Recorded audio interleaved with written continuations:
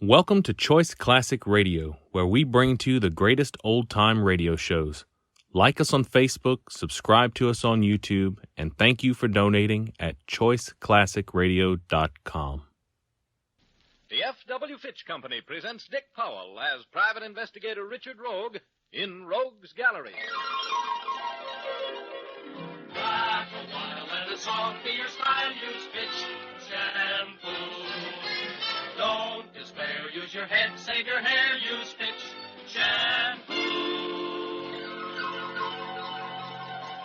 The F.W. Fitch Company, makers of Fitch's Dandruff Remover Shampoo and Ideal Hair Tonic, presents Dick Powell as Private Investigator Richard Rogue in Rogue's Gallery.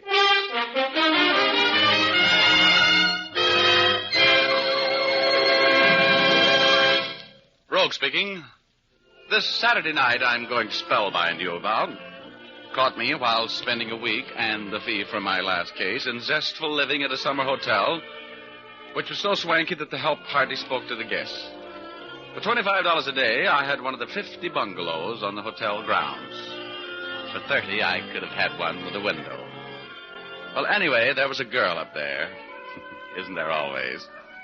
She was named Janice Cole, a sort of a social secretary to the hotel. She was about 28. Her eyes were so big and blue they made you think of mountain lakes, and her hair was as black as a jealous rage. She had a figure that made you think you'd seen her before in a swimsuit. Oh, she was real quality. Much to my high blood pressure, she was engaged to a society playboy with $1 for every suntan in Florida, and his name was Clint Hayes. There was dancing going on in the ballroom of the hotel, and Janice was dancing with Clint. But she was watching me. I thought I saw fear in her eyes. They finished their dance right in front of me.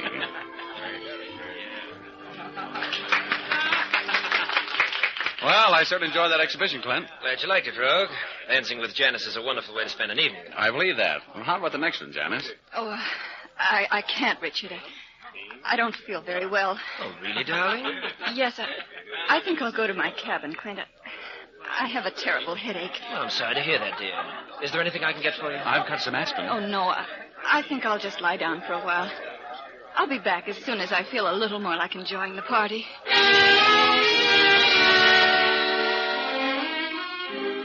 After Janice Cole left, I ducked Clint and mingled with the crowd, fencing in and out of polite conversation and keeping up a gay front to cover the worry which was stampeding around in my mind.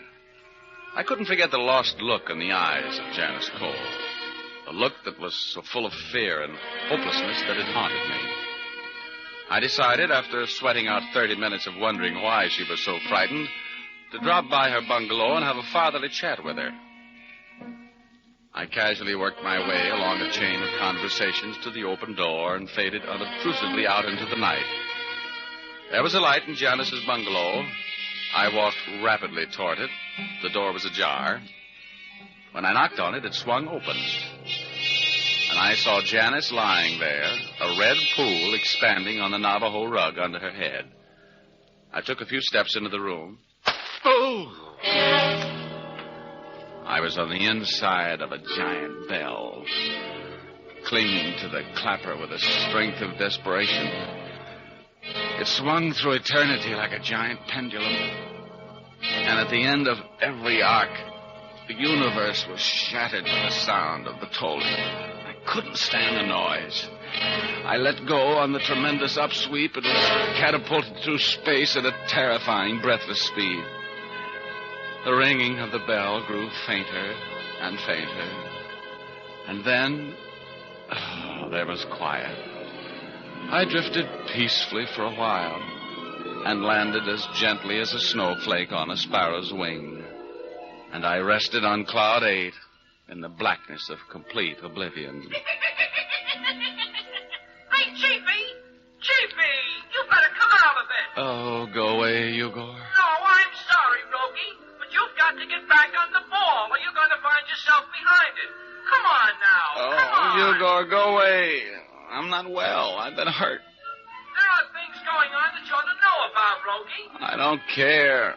I'm on my vacation. You're in trouble, Rogie. Bad trouble. Remember that dead girl? Yeah, I remember. Well, what are you going to do about it? Let him get away with it?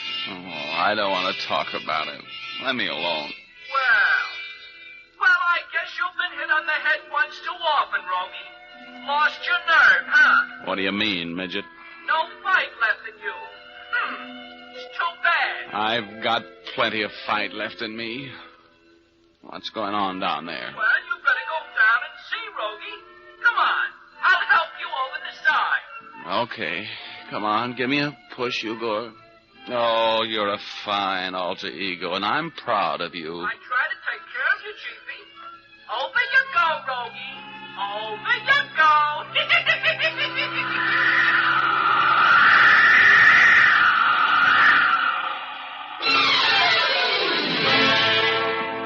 I dreaded opening my eyes because I remembered that dead girl lying there. But I opened them at last. And what I didn't see made me think I'd lost my mind. Where the body had lain, staining the Navajo rug, there was a Navajo rug, but no stain and no body. I wobbled to my feet. My knees were made of soup. I grabbed the bed for support and threw my massive intellect into high. There were strange things happening here, and they were happening to me. I decided to stay mum and get back to the dance to see what I could discover from the behavior of the inmates. I took out my pocket comb, dressed my hair around the bump on my head so I wouldn't look like I had two, wiped the bed and the doorknob clean of my fingerprints, and looking much better than I felt, rejoined the party. Clint was talking with Nancy Bowman, another luscious lady on the hotel social staff. Hello, Rogue. We've been looking for you. Oh, hi, Clint. Hello, Nancy. Hello, Richard. Where have you been? We're getting a little fresh air. How about this dance, Nancy? Can't. I promised Clint. Oh, go ahead. I'll be noble. Janice should be coming back soon anyhow. Well, all right then. You're on, Mr. Rogue. Oh, for you, my dear, both of them. See you later, Clint. Bye.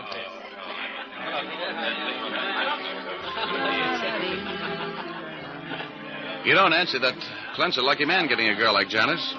She's what the boys in the back room call a dish. I suppose Janice isn't lucky getting a man with $1 million. Not my type. Now, I don't have the million, but Well, then let's just dance. Oh. Now that Janice has her millionaire, I'm out to get mine. You girls old friends? No, I've worked up here with her summers for a couple of years. She's a grand girl. Everybody loves her. She's engaged to this creep with the millions? Yes, they're going to be married in 2 weeks. Don't you ever read the newspapers? Oh, guess it wasn't on the sport page. Probably not. Though the way Janice stopped him, it could have been. Kitty, kitty, kitty, kitty. May I cut in? Hi, Frank. That's up to you, Richard. Well, I never give up beautiful ladies to strangers. You don't know Frank, the ladies' home companion? That can be taken care of. Introduce me, Nancy. Mr. Rogue, this is Frank Pitts, friend of Janice. Oh, glad to know you, Mr. Pitts. Thank you, Mr. Rogue. Where is Janice anyway? She promised me some rumbas tonight. Well, she wasn't feeling very well. She went to her bungalow to get a little rest. Do you insist on cutting in? Unless you have some very fine arguments against it. Well, I guess I haven't. Nancy, I hope I'll see you later. You will. This is a temporary thing, Richard. Oh, what happened to your dance, Rogue? A man cut in on me. Oh, that's Frank Pitts. He doesn't belong here, Rogue. He's all shoulders and no money. I understand that he and Janice are old friends. That's right. Frank Pitts has been in love with Janice for years. They're from the same town back east. No kidding. Oh, well, he was in love with her, too, huh? Desperately. But I don't feel sorry for him. He's not good enough for a girl like Janice. No, Clint, a girl's entitled to old friends. You seem to be the jealous type. No, I used to be a little like that about Betty Callahan. I'm not jealous, Rogue.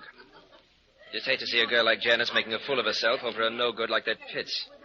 Ever since he arrived today, she's been moody and dejected. Oh, that's the way it is. Oh, that's the way it is, huh? You and Janice had a spat over the old flame. We did not. You're being most impolite, Mr. Rogue. Janice and I happen to be in love. Yes? There's a man outside who would like to talk with you for a minute. Why? It's most important, Mr. Rogue. Please come with me. Okay, excuse me, Clint. Well, you look a little upset. What's the matter? Oh, it's horrible. Horrible. May I ask what you're talking about? No, I can't tell you, Mr. Rogue. But in all my years in hotel management, this is the most terrible thing that's ever happened to me. Here he is, Mr. Mills. Mr. Mills is our district attorney, Mr. Rogue. Oh, well, I'm glad to know you, Mr. Mills. What can I do for you? You're Richard Rogue, the private investigator from Los Angeles? That's right. Why? Well, I'd like to talk with you, Miss Rogue. About a murder. Oh, yes. Why, sure, Mr. Mills. Always glad to lend my talents to law enforcement. That's nice of you, Mr. Rogue, because you can help a lot on this case. Why did you murder Janice Cole?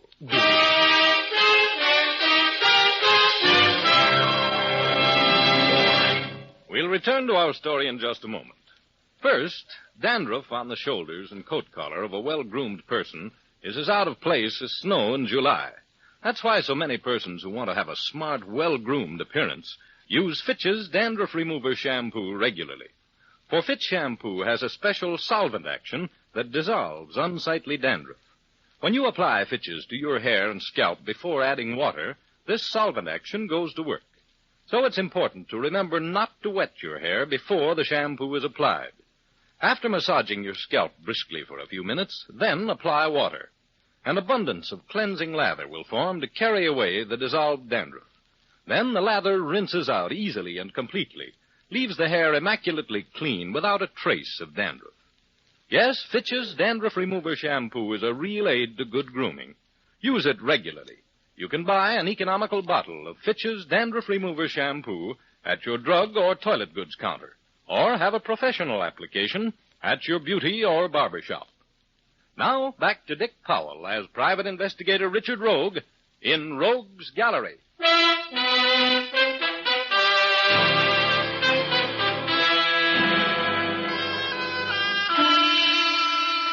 My guilty conscience was calling me names and giving me bad advice as I stole out of the ballroom with the DA.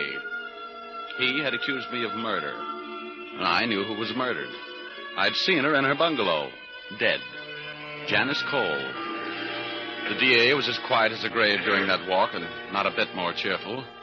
I made a couple of abortive attempts at conversation, but I might as well have been talking to a totem pole. I couldn't understand why he was heading for my bungalow until he opened the door, and I saw Janice lying there on that blood-stained Navajo rug, just as I'd seen her a half hour before in her own bungalow. I tried to say something, but the words couldn't get by the lump in my throat. I just stood there, my mouth hanging open, and my stomach frozen in a hangman's knot. I could feel the DA's eyes boring into the back of my head. Well, Rogue, why'd you do it? Well, I didn't kill her. How do you explain the fact that she was killed here in your cabin? She wasn't. Now, look, Rogue, you better organize yourself, huh? You're supposed to be a smart investigator. Give me a gun. I haven't got it on me. It's in that drawer there. Yeah, we found that one. This girl was shot to death with a .25 automatic. Any prints on it? We're going to take yours for comparison. Am I under suspicion for this murder? At the moment, that's all you're under. I fondly hope you'll be under arrest for it the next half hour. Oh. You know, Mills, in a homicide, you usually have to have a motive. Hey, what's that? Why are you waving those newspaper clippings in my face? What are they? The motive. You were blackmailing Miss Cole, Rogue. We found these clippings in your briefcase. What do you mean I was blackmailing her? I didn't even know her. Now, look, Rogue, you're smarter than that. Here's a whole envelope full of clippings covering Miss Cole's trial for the murder of her first husband back in Passaic, New Jersey. Her name was Jane Sherman then, and she was released for lack of evidence. Remember the trial? Of course I do. Poisoning. But what's that? So you found out that this Jane Sherman, now known as Janice Cole, was all set to marry $1 million. And you've been blackmailing her. Oh, I don't know anything about it, I tell you. I don't know how those clippings got into my briefcase. It must have been planted there when I was knocked out in Janice's bungalow. It's a switch, Rogue. You were knocked out in her bungalow, eh? When? Look, Mills, I know this whole thing's going to sound fantastic, but I want to tell you the whole story. I came up here on my vacation. I never saw Janice Cole or whatever her name was before tonight. Disbelief walked across the DA's face as I unspun the web of circumstances which tied me into this murder. As I listened to my own story, I knew I wouldn't believe it myself if I hadn't been there. I showed him the bump on my noggin. He just nodded. I talked on, and as I talked, I realized that I was acting like every murderer I'd ever questioned. I know my face was red, my eyes were shifting as I browbeat my brain into trying to think of some circumstance which would at least give me the benefit of a reasonable doubt. Finally, I stopped talking. He took my fingerprints, and we went to Janice Cole's bungalow. There I got my first break. All right, Rogue. Now, where was the body lying when you first saw it? Right here. Come here. Look here. Look under this rug. Uh-huh. And blood on the floor where it seeped through the rug that's now in my bungalow. Do you see it? Yeah. Blood, all right. Well, Rogue, that's the first thing that's made sense since we got together. I suppose there is an outside chance that somebody's trying to frame you. Enough of a chance so a conviction would be hard to get, Mr. D.A. Look, you know me. I've got a little standing in my profession, a little substance. Give me 24 hours to get this thing hung around the right man's neck. All right. If I don't have you locked up tonight, will you try and have the right man for me in the morning? I'll have him. Now, tell me, who knows about the murder? Well, the maid who went into your cottage to turn your bed down for the night, and the manager. Though I've told them both to keep quiet until I give them the go-ahead to talk. Then none of the guests know about it yet, except the killer. That's right. As far as I know. Okay, Mills. Okay, now. You keep it that way until the morning, and I'll come up with a guilty man for you.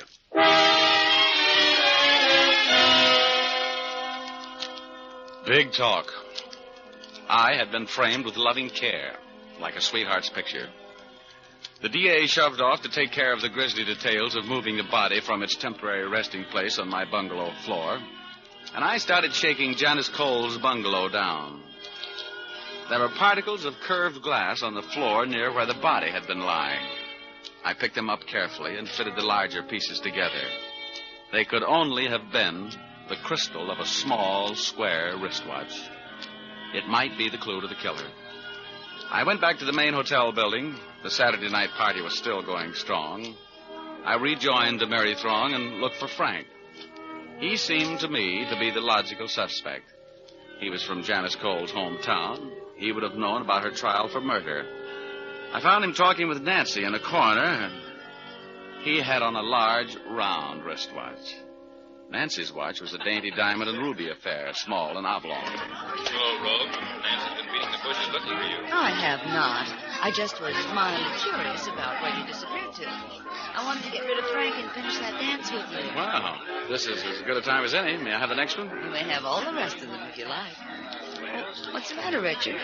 You have a pensive look. Well, I was just trying to figure something out. Oh? I was supposed to have a dance with you at 9 o'clock. Where were you? I was here. I got here just at 9. Didn't I, Frank? Don't try to prove anything by me, baby. I don't know. At 9 o'clock, I was having a drink with Clint Hayes in my bungalow. Well, there goes your alibi, Nancy. You weren't here. Alibi? Why would I need an alibi? I was here, you weren't. I looked all over for you. Oh, now, let's not argue about it. Let's have the next one, huh? I'll be right back. Okay. No tricks now. Hi, Clint. What? Oh, how come you're sitting this one out? Oh, hello, Rug. Well, I'm sorry I startled you. I was just in a deep fog. Nancy come back yet? No. Nancy, I just changed her name there, if you don't mind. Yeah. I'm kind of worried about her. Well, she's subject to headaches like this, poor kid. Maybe you'd better run over and have a talk with her, huh? Oh, I hate to bother her when she's feeling bad. Look, Clint, just to settle a little argument. Yeah. Were you and Frank Pitts having a drink in his bungalow at 9 o'clock? Oh, yes, matter of fact, we were. How'd you know that? He just told me. Just a silly little argument. I wish Janice would hurry back in time for the last dance, at least.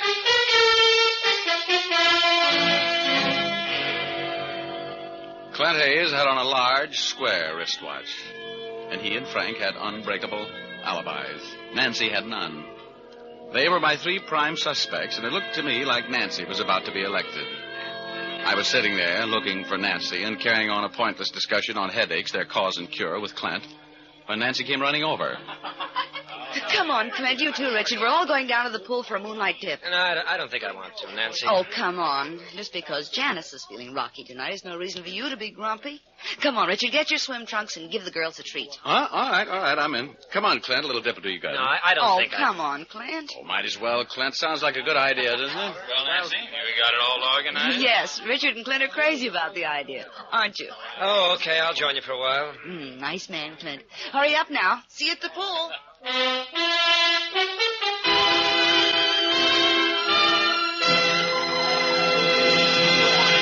We'll continue our story in just a moment. First, a word to the ladies. Are you planning to have a new permanent to help you achieve that cool, crisp look this summer? If you are, here's a good point to remember. Shampooing with Fitch's Dandruff Remover Shampoo will put your hair into grand condition for that cold wave or permanent. That's because Fitch's Dandruff Remover Shampoo is such a thorough cleansing agent. It gets the hair immaculately clean and dandruff-free. Then, since it's completely soluble in water, it rinses out easily, leaving no dull, soapy film. your hair is left radiant with no dirt, dandruff, or soapy film clinging to the hair strands to obstruct the work of the waving solution. Yes, permanent wave equipment manufacturers, such as the Realistic Permanent Wave Machine Company, E. Frederick Incorporated, and Duart Manufacturing Company, all agree that really clean hair is the first requisite to a successful permanent wave. For a soft, natural-looking wave, prepare your hair first with Fitch, F-I-T-C-H, Fitch's Dandruff Remover Shampoo. Then use Fitch's regularly to keep your wave looking lovely.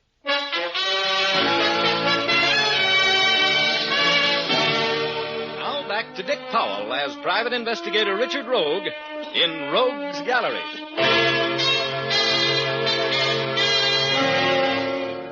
My performance in the pool that night made Nero's fiddle solo in the light of a burning room seem like the height of propriety. Here was Richard, the fall guy rogue, swimming and laughing with Frank, Clint, and Nancy, a bunch of murder suspects. A matter of hours before the law put a pair of stylishly plain bracelets on me and claimed me for its own if I hadn't solved the murder of Janice Cole. But there was method in my madness. That swim gave me the information I wanted. In fact, it gave me the murderer. I left before the swimming party broke up and went to one of the guest bungalows. An open window made the job of getting in as easy as falling in love. I found what I was looking for in a chest of drawers. Then I sat down and waited for my victim to come in and turn on the lights. Rogue, what are you doing here? Waiting to talk with you about a murder, Clint. Shut the door. Come in and sit down, Clint. I want to know all about what happened to Janice. Janice? Something's happened to Janice? Yes, Janice, and don't act so innocent. What do you know about her murder? I didn't kill her. What makes you think I killed her? I didn't say you killed her, but I'm sure you know something about it. You know, you shouldn't get involved in murder, Clint. It's too complicated. You're just talking, Rogue. You killed her. You were blackmailing her and you killed her. No, Clint. You weren't supposed to know anything about that. In fact, you couldn't have known anything about it unless you were the guy who framed me so nicely. I'm a little mad at you for that, you know. I'm going to get a confession of that murder out of you some way or other. Now, do you feel like talking, or do I have to beat it out of you? What makes you think I did it, Rogue? Take off your wristwatch. Now, look at your wrist. What? You see that small square of white skin where you used to wear your small square wristwatch? That was the giveaway, Clint. You see this watch here, the one I found hidden under the shirts in that chest of drawers there? The crystal's broken, Clint. And it was broken in the struggle with Janice tonight just before you shot her. The broken glass was found on the floor of the cabin right where the body was before you moved it to mine. Now, do you feel any more like talking, Clint? Why did you kill her? I didn't kill her. I got until morning for you to start talking, and I've got more socks in a 10-story laundry. Now, let me know when you want to start singing. You know what happened in that room, and you're going to tell me. I didn't kill her. I swear. I didn't, Rogue. I was there. Sure, I was there, but If you didn't kill her, who did? I can't tell you. Come on, Clint. You're not smart enough to work out that frame on me. Who was in this with you? I wouldn't answer that if I were you, Clint. Drop the gun, Rogue. Oh, hello, Frank. Well, you're mixed up in this, too, huh? Well, maybe we can arrange a double execution. I didn't tell him anything, Frank. I didn't tell him a thing. I know it. I was listening. Sit down, Rogue.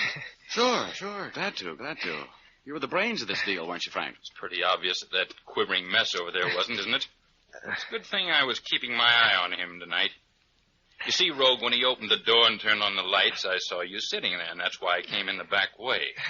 I was afraid that Clint would talk too much. You think of everything, don't you? I tried. What are we going to do now, Frank? This Rogue, he knows I was there when Janice was murdered. Knows you were there? Well, you might just as well know that you shot at her. You did, you know. Well, it was an accident. Was it? I'll decide that. Aren't you forgetting me, fellas? Oh, no. No, we're not forgetting you, Mr. Rogue. It really doesn't make any difference who killed Janice as long as you disappear with all the evidence pointing to the fact that you did it. No, Frank. I don't want any more killing. Shut up. I'm handling this affair. But... I'm going to keep you out of the gas chamber, Clint, if you'll just shut up and do as I tell you. Take Rogue's necktie off and tie his hands. We're going to knock him off and throw him over a canyon where he'll never be found. Oh, you are? Well, I might as well take a crack at it. Give me that gun. Grab him, Clint. Grab him. Well. Hey, well, thanks, Clint. You were very handy with that chair. How come you hit him? I couldn't let him kill you. I just couldn't tell. Well, all right. Take his necktie off and tie his hands with it. We're going to take him for a ride down to see the district attorney. I killed her, Rogue. I killed Janice, but it was an accident. I swear it was an accident. Well, you'll have a dandy chance to explain that to a jury, Clint. But now, come here. I've got something for you. Oh! That's for helping to frame me. Oh, brother, is that DA going to love me? Well, that was the end of the case. Frank had been blackmailing Janice Cole ever since her engagement to wealthy playboy Clint Hayes was announced. And that night, when Frank went to Janice's cabin, Clint followed him. When Clint arrived on the scene, jealousy took over. Frank drew a gun, and Clint jumped him. In the struggle which followed, Janice was shot while the gun was in Clint's hand. Helpful Frank accused scared Clint of the murder and talked him into framing me. Frank saw lovely visions of many happy years of blackmailing a millionaire. That broken watch crystal was the only thing that kept the frame from working. So I get my brains beat out. I put the arm on a killer and blackmailer. My vacation is broken up like a drop light bulb, and I didn't make a dime. Oh, well. Let's face it, if I hadn't been so clever, I'd be doing a life sentence instead of Clint and Frank. I would like that. No. I've heard that stone walls do not a prison make, nor iron bars a cage. But it's hard to illustrate the truth of that old saw to a guy who's behind the former looking through the latter. You know what I mean?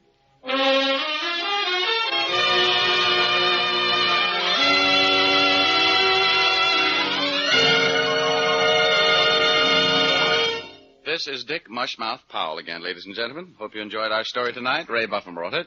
Leith Stevens composed and conducted the music, and Dee Engelbach produced and directed. Be with us again next Sunday, will you? We have a story for you about a doctor, a dentist, and a miserly old lady who comes up dead. We call it, Where There's a Will, There's a Murder. Thanks for listening, and now here's James with a hair Doyle. Listen again next week at this same time to hear Dick Powell as Private Investigator Richard Rogue in Rogue's Gallery. By the way, Dick will soon be seen in his newest Columbia picture, Johnny O'Clock. Laugh a while, let a song be your style. Use Fitch shampoo. Don't despair, use your head, save your hair. Use Fitch shampoo. After and between Fitch shampoos, you can keep your hair shining and manageable by using a few drops of Fitch's Ideal Hair Tonic every day. Fitch's Ideal Hair Tonic is not sticky or greasy, yet it gives your hair that well-groomed look.